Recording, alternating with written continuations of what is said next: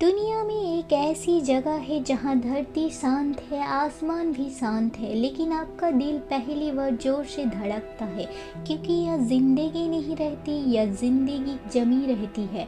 पृथ्वी के सबसे दक्षिणी कोस्ट पर बाकी दुनिया से दूरी एक ऐसी भूमि जो प्राचीन बर्फ और हिम से भरी है। A world that appears untouched by time. इसके अंतिम सफेद परिदृश्यों से परे नेचर के चमत्कारों, लचीलेपन और पर्यावरण द्वारा ही आकार लेने वाले संस्कृति से भरी एक कहानी छिपी हुई है। Welcome to Antarctica, the land of ice, isolation and impossible beauty. यह इंसान नहीं रहती, यह हिम्मत रहती है। अंटार्कटिका कोई देश नहीं, ये पूरी तरह से महासमझौता है। विज्ञान, शांति और प्रकृति का साम्राज्य। ये दुनिया का सबसे ठंडा, सबसे विंडी, सबसे ऊंचा, सबसे अकेला कंटिनेंट है, फिर भी यह लाइफ है। अंटार्कटिका यकीनन हमारे ग्रह पर सबसे दिलचस्प और रहस्यमयी जगह है। इसका खूबसूरती ग्लेशियर, बर्फ की चट्टानों और विशाल सफेद रेगिस्तानों से भरा हुआ है। बर्फीली पानी में समुद्री जीव जंतु रहते हैं। पेंगुइन, सील और व्हेल इस कठोर वातावरण को अपना घर कहते हैं और रात में दक्षिणी रोशनी अरोरा ऑस्ट्रेलिया से जादुई चमक के साथ आसमान को रोशनी करती है। अंटार्कटिका में कोई स्थायी निवासी नहीं होते, लेकिन फिर भी यहाँ एक कम्युनिटी रहती है। साइंटिस्ट, रिसर्चर्स, इंजीनियर्स, डॉक्टर्स जो साल भर नहीं लेकिन महीनों तक बर्फ की ये साम्राज्य अपना घर बनाते हैं। ये लोग दुनिया भर से आए हैं। India, USA, Russia, Japan, Australia और कई देश। और मजे की बात, यह रहने वाले लोग अपने देश का नहीं पूरी धरती का प्रतिनिधित्व करते हैं।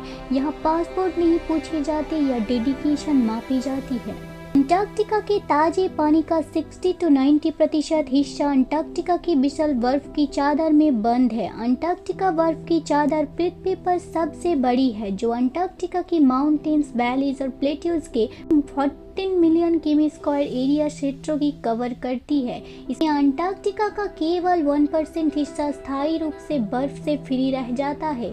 गर्मियों में कुछ एरिया बर्फ से मुक्त होते हैं, जिनमें अंटार्कटिका पेनिनसुला पर हमारे द्वारा देखे जाने वाले कई एरिया शामिल है। अंटार्कटिका की बर्फ की मोटाई सबसे ज्यादा 4.5 किमी है, जो माउंट एवरेस्ट की आधी ऊंचाई है। अगर ये पूरी पिछली गई तो ग्लोबल समुद्र का लेवल लगभग 60 मीटर बढ़ जाएगा। बर्फ की चादर में मौजूद इतने सारे ताजे पानी के बावजूद अंटार्कटिका रेगिस्तान कैसे हो सकता है? जब हम जैसे ज्यादातर लोग रेगिस्तान के बारे में सोचते हैं तो हम रेत के टीलों और चिलचिलाती गर्मी के बारे में सोचते हैं, लेकिन तकनीकी रूप से रेगिस्तान गर्म या रेतीली होना जरूरी नहीं है। यहाँ इस बात पर निर्भर करता है कि उस एरिया में बारिश, बर्फ और कहरे के रूप में कितनी वर्षा होती है। रेगिस्तान कोई भी ऐसा क्षेत्र है जहाँ बहुत ज्यादा बारिश होती है। पिछले 30 वर्षों में साउथ पोल पर औसत वार्षिक वर्षा 10 मिलीमीटर से थोड़ी अधिक थी। हालांकि पूरे महाद्वीपों में औसत वर्षा इतनी कम है कि अंटार्कटिका को पोलर डेजर्ट के रूप में क्लासिफाई किया जा सकता है। फिर भी अंटार्कटिका बर्फ से ढका हुआ है, लेकिन वर्तमान मोटाई तक पहुंचने में 45 मिलियन वर्ष लगे हैं, क्योंकि वहां बहुत कम वर्षा होती है। पृथ्वी पर सबसे शुष्क महाद्वीपों में से एक होने के साथ साथ अंटार्कटिका सबसे ठंडा, सबसे विंडीएस्ट और सबसे ऊंचा महाद्वीप भी है। सोचिए, लगातार अंधेरा और -40 डिग्री सेल्सियस तापमान, हवाएं इतनी तेज कि खुले में चलना भी स्ट्रगल बन जाती। करीब कोई शहर नहीं, कोई मार्केट नहीं, बस अंतिम सफेद जमीन। यहाँ की लाइफ सिंपल नहीं बल्कि अनफॉरगेटेबल है। यहाँ दिन बड़ी नहीं बल्कि दिल बड़ा चाहिए। रिसर्च स्टेशन भी यहाँ के असली घर है। इंडिया के पास भी 2 घर है, मैत्री स्टेशन, भारतीय स्टेशन। ये स्टेशन अंदर से वार्म, कलरफुल और साइकोलॉजिकली कंफर्टिंग बनाए जाते हैं। अंदर gym, lab, kitchen, common room सब होता है ताकि बाहर की ठंडा आप पर हावी ना हो। सबसे ठंडा तापमान भूमि अंटार्कटिका है, जिसकी तापमान 89.2 degree Celsius. Antarctica as a warm temperate paradise के रूप में कल्पना करना कठिन हो सकता है, लेकिन अंटार्कटिका हमेशा से एक बर्फीली भूमि नहीं रही है जो एक विशाल बर्फ की चादर के चपेट में है। वास्तव में अंटार्कटिका कभी लगभग उतना ही गर्म था जितना आज मेलबर्न में है। रिसर्चर्स ने अनुमान लगाया है कि 40 to 50 मिलियन वर्ष पहले अंटार्कटिका में तापमान 70 डिग्री सेल्सियस तक पहुंच गया था। साइंटिस्ट को ऐसे जीवाश्म भी मिली है जो पता चलता है कि अंटार्कटिका कभी हरे भरे जंगलों से भरा हुआ था। अंटार्कटिका में समय क्षेत्र नहीं है। The question of time in Antarctica is a tricky one. South Pole पर देशांतर की रेखाएं जो हमें दुनिया भर में अलग अलग टाइम जोन देती है। अंटार्कटिका के ज़्यादातर भाग में गर्मियों में 6 महीने लगातार दिन का उजाला रहता है और सर्दियों में 6 महीने अंधेरा रहता है। विदाउट द नॉर्मल मार्कर समय थोड़ा अलग लगने लगता है। यह हर रास्ता उत्तर की ओर है। यदि आप साउथ पोल पर खड़े हैं तो आप पृथ्वी के सबसे दक्षिणी बिंदु पर है। इट डजंट मैटर आप किस तरफ देखते हैं, हर दिशा उत्तर की ओर है। तो अंटार्कटिका पेनिनसुला को पश्चिमी अंटार्कटिका और ऑस्ट्रेलिया के साथ दक्षिण वाले हिस्से को पूर्व अंटार्कटिका क्यों कहते हैं? It is based on the prime meridian, जो एक काल्पनिक रेखा है जो यूनाइटेड किंगडम में ग्रीनिच के 0 डिग्री देशांतर पर गुजरती है। यदि आप साउथ पोल पर खड़े हैं तो और ग्रीनिच की ओर मुंह करके खड़े हैं तो आपके बाईं ओर सब कुछ पश्चिमी अंटार्कटिका है और आपकी दाईं ओर सब कुछ पूर्व अंटार्कटिका है। 1911 में ईस्ट अंटार्कटिका के एक सुदूर ग्लेशियर पर एक अजीबगरीब घटना देखी गई। टेलर ग्लेशियर के सफ़ेद बर्फ ग्लेशियर के भीतर से बह रहे पानी की वजह से गहरे लाल रंग की पानी बहता था, लेकिन 2017 में साइंटिस्ट ने घोषणा की उन्होंने इसका कारण खोज लिया है। ग्लेशियर के अंदर से बहता पानी एक ऐसी जगह से था जहां से पानी बहता था। पानी में लोहा का परिमाण ज़्यादा था और लोहा जब ऑक्सीजन के संपर्क में आया तो लोहे में जंग लग गया, जिससे पानी का रंग लाल दिखने लगा। इसीलिए इसका नाम ब्लड फॉल्स रखा गया।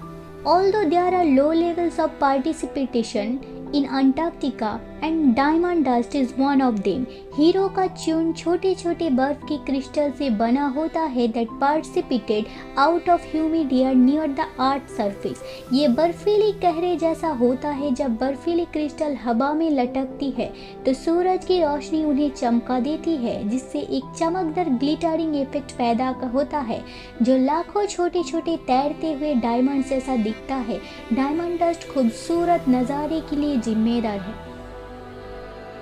अंटार्कटिका की सबसे बड़ी कल्चर है रिसर्च। यहाँ के लोगों नाच गानों नहीं बल्कि ग्लेशियर्स की एज, क्लाइमेट चेंज, पेंगुइन्स के लाइफस्टाइल, स्पेस जैसी परिस्थितियों का ह्यूमन बॉडी पर असर।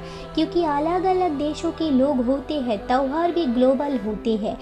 इंडियन साइंटिस्ट दिवाली मनाते हैं, जापानीज रिसर्चर्स अपना ट्रेडिशनल न्यू ईयर, यूरोपियन टीमों क्रिसमस, बर्फ से ढके स्टेशन में फेरी लाइट्स, उसका चार्म ही अलग होता है जब सब लोग मिलकर सेलिब्रेट करते हैं। क्योंकि यहाँ परिवार छोटा है लेकिन दिल बहुत बड़ा है। यहाँ हर त्योहार का एक ही मतलब होता है, हम सब साथ हैं। अंटार्कटिका में अगर कोई असली स्टार है तो वो है penguin. Empire penguins, Adelie penguins, ये यहाँ की खूबसूरती का हिस्सा ही नहीं, साइंस और इमोशंस दोनों होते हैं। और सील्स, व्हेल्स, अल्बाट्रोस ये सब बताते हैं कि ये जगह भले ही जम चुकी हो लेकिन लाइफ यहाँ भी धड़कती है। अंटार्कटिका में खाना सिर्फ हंगर नहीं मिटाता, यह होप देता है। Rice, pulses, pasta, frozen vegetables, dried fruits, लेकिन यहाँ की सबसे बड़ी खुशी होती है hot fresh food in -40 degree Celsius. Indian station में आपको मिलता है दाल, चावल, paneer paratha, soup, warm T and coffee. Festivals पर स्पेशल डिशेस भी। कभी कभी साइंटिस्ट खुद भी कुक करते हैं क्योंकि यहाँ मील सिर्फ स्वाद नहीं, एक फैमिली फीलिंग है। जब बाहर सब जम रहा हो तो एक गर्म रोटी भी लग्जरी लगती है। अंटार्कटिका रहस्य से भरी जगह है। इसके बारे में जितना कहा जाएगा उतना ही कम होगा। बर्फ की चादर में लपेटी हुई ये खूबसूरत अंटार्कटिका दुनिया भर में अभी भी एक जीवित रहस्य है। ना जाने कितनी सारी रहस्य अभी भी छिपी हुई है। बर्फ की रेगिस्तान अंटार्कटिका के आसमान को जादुई चमक के साथ दक्षिणी रोशनी रोशन करती है।